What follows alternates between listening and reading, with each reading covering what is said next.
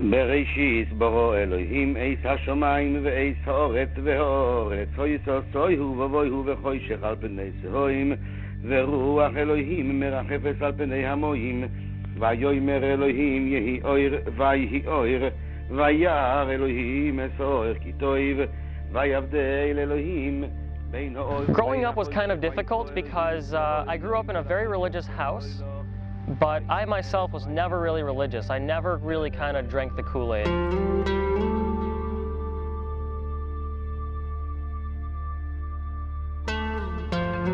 Came here when I was 6 years old from Russia. My parents wanted me to be in a Jewish school, so they enrolled me in Hillel.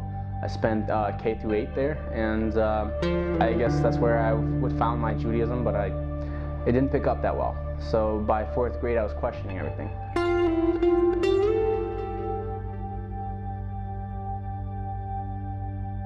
Many people are shocked in disbelief when I tell them that I don't believe in God, that I'm an atheist.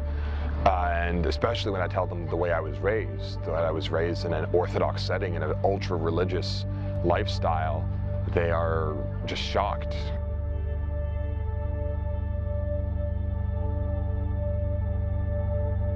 I was raised fairly religious, still in a pretty religious household. My parents are a bit upset that I don't participate in a lot of the family events. I don't go to temple.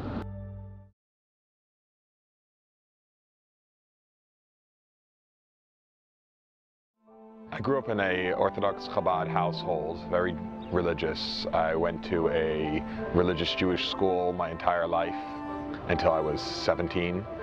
I kept Shabbat and kept kosher at home and followed all the Orthodox religious Jewish practices. Me and my mom talked about it just once, I believe, and my father, I don't believe we've really talked about it. I think he knows that I am. She was shocked. She looked like surprised at me that I would, because most of what she believes in is very spiritual. But they don't hold anything against me. It's my choice. We still have a good relationship. I think it would have been easier for them if I was more religious, but we get along. And they're not very religious themselves, but they do light candles on the anniversary of someone's death. They do light the Hanukkah candles. They do go to synagogue on holy days. So they don't mind that I'm not joining them, but they understand it's my choice. My mother doesn't particularly like the fact that I am an atheist. She doesn't really try to convince me otherwise, though. She just kind of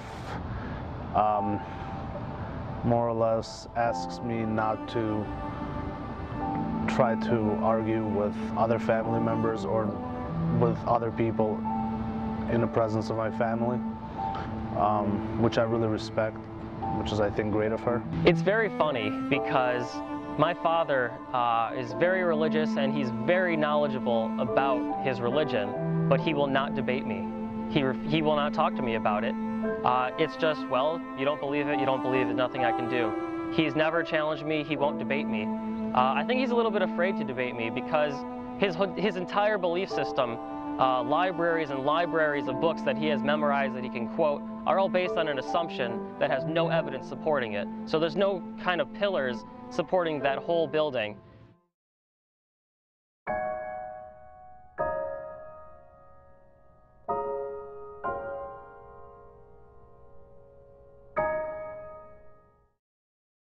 I was taught a very strict, firm belief in that there's a God, that our religion is the true religion, that there's a certain way you have to live your life, and this is the way you were raised. I've had both religious and scientific backgrounds in my education growing up, through college and through high school. Religion is a method to control the population. It's a way to keep people compliant and happy. Religion is basically a business like any other. Instead of manufacturing a product to make money off of technology, food, whatever, houses, they manufacture a product that gets people to belong to the group, and then they can lead the group as they wish. The evidence for evolution is a lot stronger than evidence for creation. There is actually evidence for evolution as opposed to creation. So that's why I'm an atheist. I was 17 years old. I was still in the religious yeshiva in Morristown, New Jersey, Rabbinical College of America. I started realizing that I wasn't quite happy with the way I was living, and I didn't want to become a rabbi. I didn't want to have to rely on other people's donations to support my family. I wanted to be able to go to college and be able to support a family from my own work. And throughout the course of the year, I spent a year at home afterwards, and I realized that I didn't quite believe in a lot of the things I was raised to believe in, and I came to question so many of the things that I was taught to be facts, to not be just like beliefs. And I started thinking for myself and realized how different my actual opinions, my actual beliefs were from the way I was raised. We would go every morning to Hillel in the synagogue that's inside the school, and we would pray every morning, and we're just praying in Hebrew. And I'm thinking to myself, even at 4th grade, I'm thinking to myself, why are we praying in a language that I don't even understand yet? Yes, I know I've been speaking and we've been learning Hebrew, but I'm not fluent yet. And honestly, I'm just saying sounds. So I'm not even sure what I'm saying it to or who I'm saying it to. And then I figure out these prayings say, "Blessed thou art Lord our God," and everything's toward Him as if He is this big idol. When I was in 1st grade, I was sent to religious indoctrination camp, aka yeshiva, and what they did was the teacher would instruct you to pray, and you'd pray every day in the morning. And there was a little poster board where by everyone's name there was a bunch of columns for every day, and if you prayed really loudly you would get a sticker. And I really wanted those stickers, so I actually was the class leader. I prayed the longest, I prayed the hardest, I prayed the loudest. Every day I was the best at it. I was really good at praying. And then, like halfway through the year, we filled up the poster board, and it turned out what those stickers did was they got you tickets to a raffle. And so I don't know if I didn't like the prizes or I didn't win anything. I just had a lot of tickets but I didn't win anything. But when I realized I didn't care about the raffle anymore, the second poster board for the second half of the year started off with a clean poster board, and I ended up being in the very last place. I went from 1st place to last place. In the beginning, all I wanted were the prizes. I didn't believe in the prayer at all. I didn't see anybody that I was talking to. I just wanted the prizes. And once I decided I didn't care about the prizes, I went literally from the class leader to at the very last place. I didn't care about prayer. Who am I talking to? Even as a kid, I didn't understand it the way I understand it today, but I just never really did believe in it. When you start paying attention to a lot of the literature that you're exposed to in a religious environment, in my school it was the Old Testament, and then later teachings of the Talmud and all the rabbinical, and you can definitely see that one thing I started paying attention to is I've definitely picked up the fact that both were works of men, in the sense that the knowledge of a man's mind could really be reflected in those books, given the period of time they were written in. That kind of more or less killed it in my mind that it was passed down from a greater being. In my early 20s, I finally found the science I wanted, and that was through reading books like Chariots of the Gods. So, and that would explain to me, they literally separated the Bible and the Torah story by story and explaining it in events that would be scientific more than a miracle.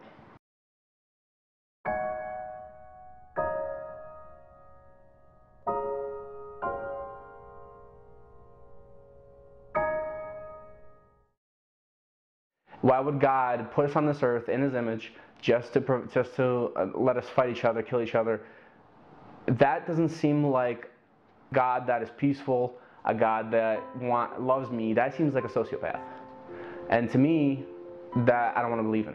Religion to me is a belief in an imaginary being right now. It's saying that, oh, there's something up in the sky that tells us what we should think, what we should do, what we can eat, what we can't eat, and the belief in guilt and letting that choose your life decisions instead of having your own free choice. That is a very dear and near thing to me. I didn't like the stories that there was in the Torah and the Bible. I just didn't like the stories how God would punish those who didn't follow him. I felt like my God wouldn't be vengeful. Mine was peaceful. Mine wanted me to succeed. Just like why I was 4 years old and I would cry at night and yell for my parents. They're scared. I mean, if I told you tomorrow that, and everyone believed me, that we are alone, there's nothing else, and that we are, there is no God, what would you do? They would say they're alone, they don't know what's going on. They want to have a reason. When every single time you see in a documentary about Iraq, or the mothers are always yelling, when their sons die, they're always yelling, praise Allah. And the thing is that they keep saying, and then the translation says, it's God's way. It was God's way that they died. You know, that it was just his reason. They want to believe that, because other than that, otherwise there's no reason for his death. That's what they want to believe. So the people are saving their self by believing something that they,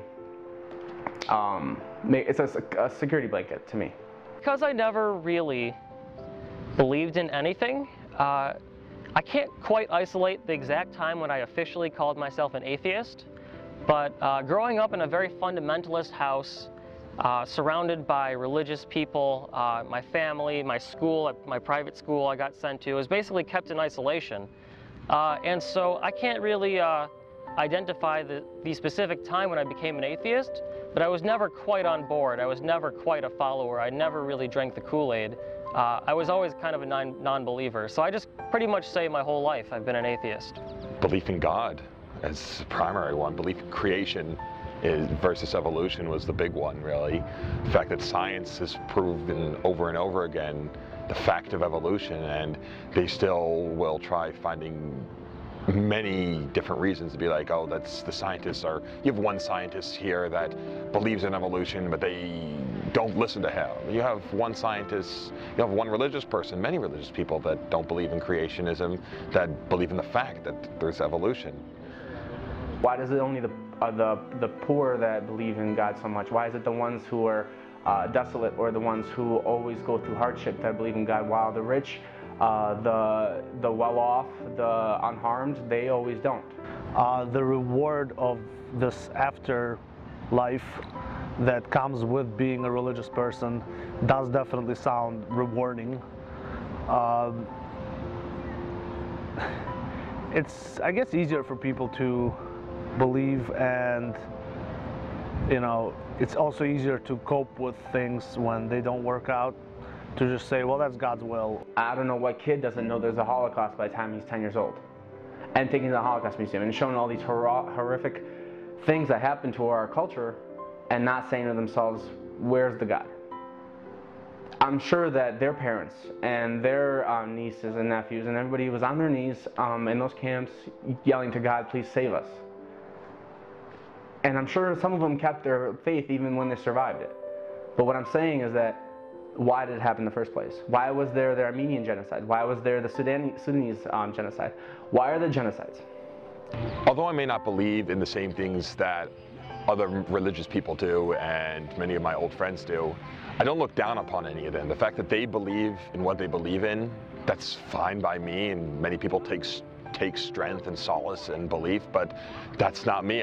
And you know, some people can take solace in believing in unicorns, but I don't find that any more comforting or giving me any more strength than, say, believing in God would. If you're happy with reality, why would you need a religion, some kind of a crutch like religion, some kind of a handicap? If you need religion to be happy, it means something is wrong with your life. And I would say fix the problem, fix your belief system, fix your philosophy, think about stuff, read more, turn off your TV, get some exercise, eat some fruits and vegetables, change something, make yourself happy. You shouldn't require a fictional belief system based on nothingness in order to be happy. So I would say that religion makes you happy is no more legitimate than that drugs make people happy. My mom always references, oh, well, God will do this for you and God will do that for you. Well, I saw what God did. What he did was that he cut them earlier in their prime.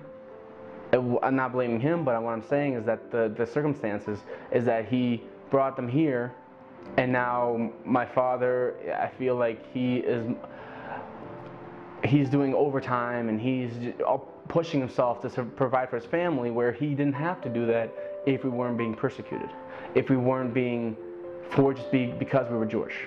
So I guess at that point I was saying to myself, well, why would a God be that vengeful to my parents?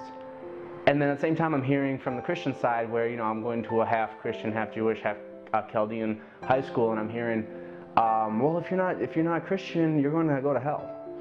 And I'm thinking to myself, so my mom, my father, my grandmother, grandfather, everyone I know is Jewish.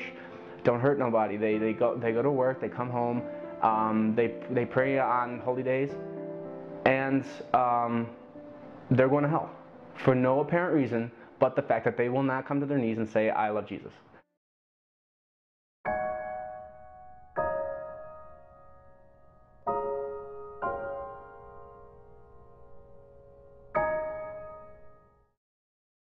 I wouldn't say I'm an outsider to the Jewish people, only the Jewish religion, because I consider myself outside of all religions. But as far as culturally, ethnically, whatever, genetically, you know, I'm still one of the Jewish people, and I do have friends now. I have plenty of friends, in fact, that are Jewish. So I'm not selecting for or against Jewish people, but yeah, they're in my life. Because of my atheistic lifestyle, I've lost a lot of my childhood friends from the yeshiva, from my religious youth. They don't accept me for the person that I've become. A lot of them try imposing upon me the religious beliefs and practices that they were raised with, and many of them are still practicing. And thankfully, my parents have managed to support me, but even my parents, it took them several years to fully accept me for the person that I've become and my beliefs and my lifestyle. Since a child growing up in a very fundamentalist, isolated environment, I've always known where I stood and known where other people stand. And it's kind of the thing where people know me and they know who I am. And the types of people who would dislike me for not having blind faith in something are the types of people that I probably wouldn't hang out with in the first place. So I wouldn't say I've lost any friendships over being an atheist. In general, I would have to say that all my friends are atheists. That's just kind of how things turned out. I do have a couple friends still from high school, which are fairly religious, who I don't really bring up these issues with. They know I'm an atheist. I know they're not, so we just kind of leave it alone and never even talk about it. It's just one of those things that we don't agree on, so that conversation is never brought up. I don't really associate with people who dislike atheists because I don't hide it. I don't live in hiding that I'm an atheist. I associate myself with other agnostics, atheists. I have a hardship with those who are Orthodox or who are conservative because I see them praying, you know, morning, noon, and night. And I don't want to say to me it's funny, but to me it's just, how has he helped you other than helping me? How does praying morning, noon, and night, how does it benefit your life more than it has mine? Because we both live in the same socioeconomic culture. We both go into the same schools. How does it benefit you? And at the same time, I feel like either they're enlightened or I am. Either they're making a fool of themselves or I am. Many of my friends that I hang out with now are, in fact, Jewish, non-atheists. Most of them are not religious, though, but they still go to religious events and Jewish teachings and the like. I still do hang out with them at religious events, but I don't go there for the religious teachings. I go there to hang out with them in a social setting, and I can just get along with them well, and they don't try pushing their beliefs upon me. And most of them aren't Orthodox. They're Reform or non-observant, but they are non-atheists. I have a mix of friends. When I moved away for the first time at 18, when I moved to college, I had almost no Jewish friends whatsoever. I was just sick of it all. It was the first time away from home, and I didn't want to have anything to do with religion. It was just the bane of my existence, just surrounded by fundamentalism my entire life. so I really wanted nothing to do with it. Being an atheist, especially in the environment I'm mostly in, which is, you know, with people that are scientists, there's a good majority of atheists, and there's also a good majority of people who are maybe not atheists, but they do believe in things like evolution. So it doesn't really bother me in any way. I mean, I don't really socialize with too many people who are religious to the point where that would be a problem. A lot of people have recently, and ever since I've left the religious background, approached me and tried having me do extra acts of, they call them mitzvos, which are commandments, which I have no belief in, like praying every single day, 3 times a day, and things like that, keeping kosher. That they try convincing me that what I'm doing is wrong and what they believe in is the absolute truth and absolutely right, and have no acceptance for the lifestyle that I live.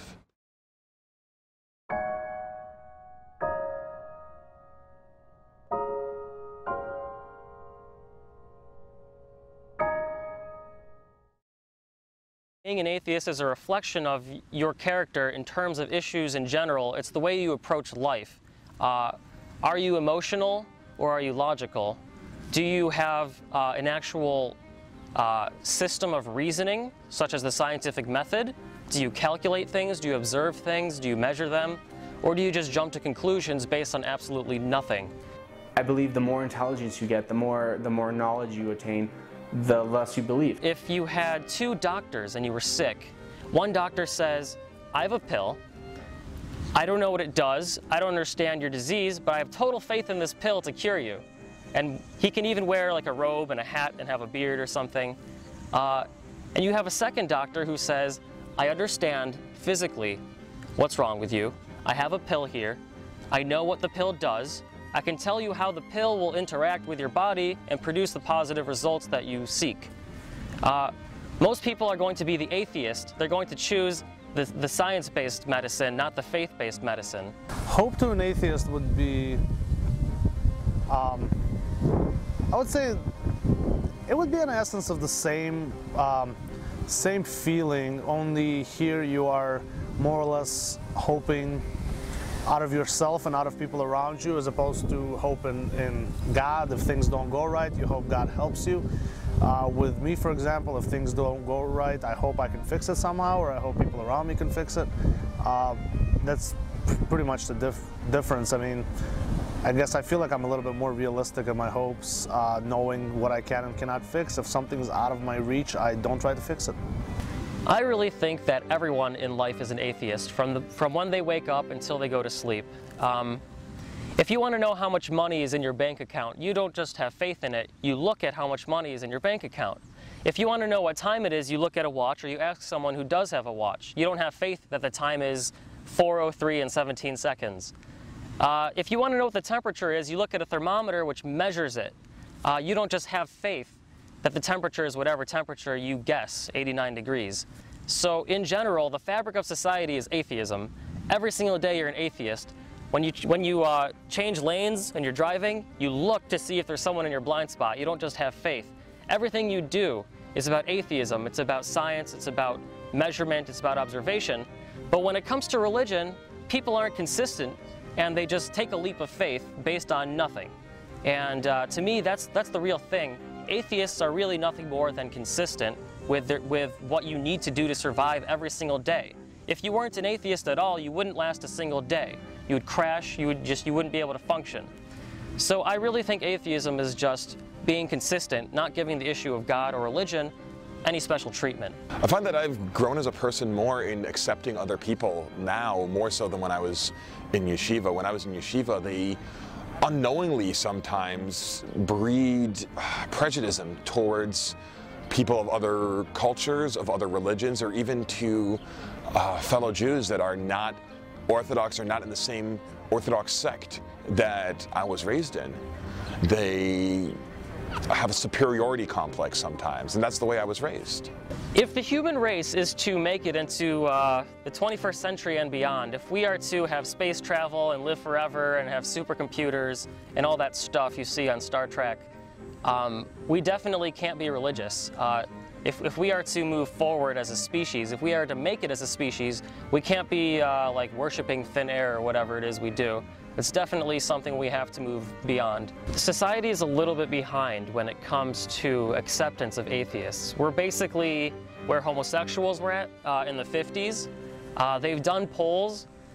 Most people would have no problem voting for an African American, no problem voting for a Hispanic, a Muslim even, or a Christian, or whatever, homosexual, whatever, heterosexual. But the one group of people that people A, hate the most, and B, are least likely to vote for election, for public office, the one group of people that they're least likely to vote for is atheists. Atheists are not well liked, which is understandable because we threaten their fragile belief system, which is based on nothing. I think the atheist movement will definitely grow. It's growing now. I mean, I would say that 20 years ago, I might have been a little bit more skeptical about doing this interview. I think it will grow with more and more people becoming aware of the, like if you, for example, if I cannot possibly look at people like, say, my grandmother or any person of that generation and be able to explain to them the strength of evolutionary evidence. It's really amazing. For the first time in human history, you can actually publicly admit that you're an atheist and not be murdered, tortured, excommunicated, imprisoned, etc. You still will in the Muslim world and in certain places around the world, but at least in the Western world over the past couple centuries, we've made remarkable progress. You can actually be an atheist and not be put to death for it.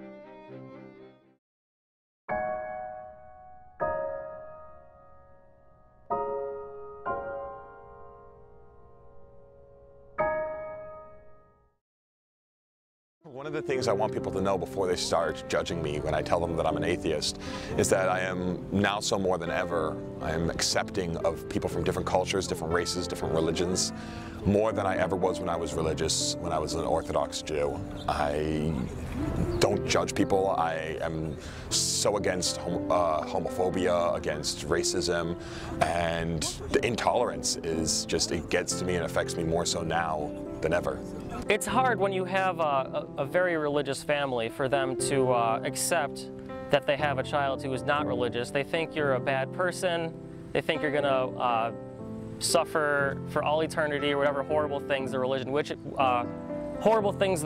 wishes upon me. But eventually they did come to terms with it. I wouldn't say they're happy about it, but eventually they've learned to accept me for who I am. I guess I would have to see it. I would have to see him appear in person. My parents, and along with many other religious friends that I used to have, they still believe and they still tell me, oh, don't worry, you'll be back one day, you'll be religious again. And to which I tell them, there's no way that I'll ever go back to being Orthodox. I don't believe in God. I don't see myself being religious ever again. And that lifestyle and the belief system just don't agree with the way I think and the way I live my life. And I don't believe they ever will. So I guess nothing except death alone or seeing a presence would make me believe. I definitely don't see myself ever turning back. Maybe if I witness one of the miracles of which the Bible talks about, I'll have no choice but to believe. I would say that I am 99.9% sure that there is no God. I'm never ever going to say that I'm 100% sure. I think that would be ignorant.